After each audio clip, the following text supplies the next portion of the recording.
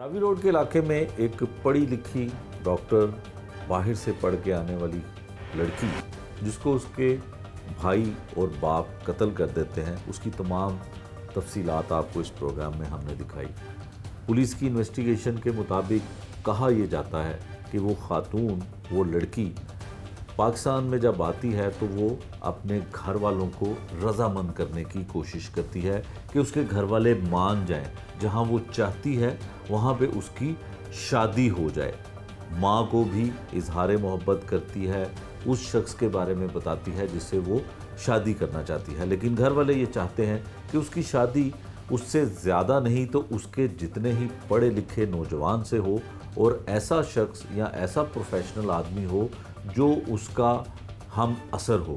लेकिन उस लड़की को अपनी बचपन की मोहब्बत बहुत अजीज़ होती है, कोर्ट मैरिज कर लेती है, कोर्ट में जाकर शादी कर लेती है, और रुखसती सिर्फ इसलिए नहीं करती कि उसके वालिद की, उसके भाइयों की, उसके घर वालों की इज़्ज़त तार तार ना हो। उनकी इज़्ज़त बचाने के लिए, उनकी इज़्ज़त को नीलामी से बचाने के लिए वो ये फ़ैसला करती है कि उसके घर वाले मान जाएं।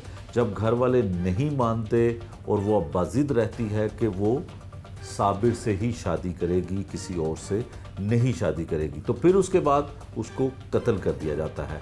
घर में कत्ल की वारदात कैसे हुई, पुलिस ने भी हमें बताया, मुद्दई ने भी हमें बताया, और इसके बारे में कानून क्या कहता है। क्या कोई शख्स जिसकी बेटी अपनी मर्ज़ी से शादी करना चाहती हो, कोई बहन जो अपनी मर्ज़ी से शादी करके हंसी खुशी ज़िंदगी गुजारना चाहती हो, तो क्या उसको ऐसे कत्ल किया जा सकता है?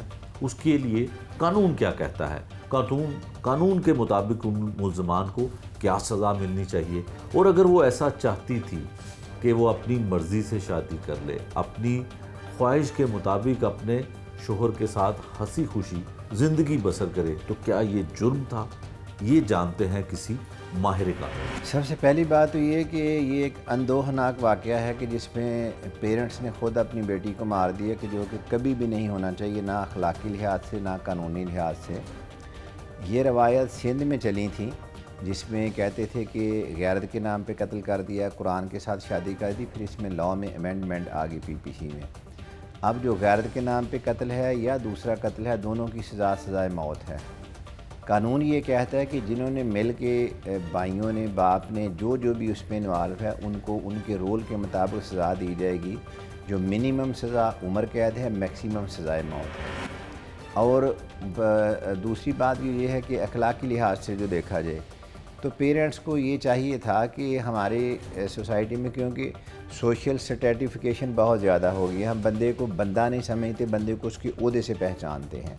होना तो ये चाहिए था ना कि सेल्समैन भी एक इज़्ज़तदार शख्स है कि जो हलाल की कमा रहा है, मेहनत कर रहा है, तो चलें, अगर उसने शादी कर ली है, कोई बुरा काम नहीं किया, जो अखलाकन, कानूनन, शरन, कुरान के हिसाब से, सुन्नत के हिसाब से बिल्कुल जायज़ है।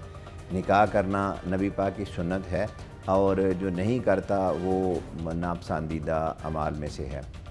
तो अगर उन्होंने कर लिया था, तो निकाह किया था, तो पेरेंट्स को उस पर दारगुज़र करनी चाहिए थी, अगर पेरेंट्स की मर्ज़ी उसमें शामिल नहीं भी थी।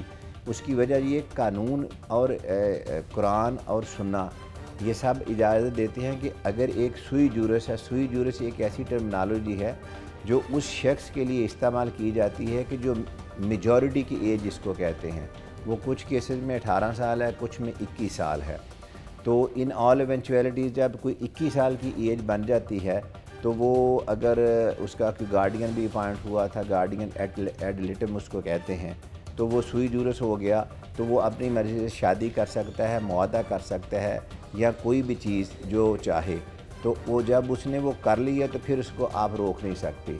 और कुरान और हमारा कानून, उसमें भी कोई ऐसी ममानियत नहीं है कि वो ये करेगा या ये नहीं करेगा। तो मेरे ख़्याल में जो कानून है इसमें बिल्कुल वाज़ेह है, क्लियर है, और जो शख्स जिसने ये जुर्म किया है, वो बाप है, भाई है, कोई भी है, उनको उसकी सज़ा मिलेगी और मिलनी चाहिए।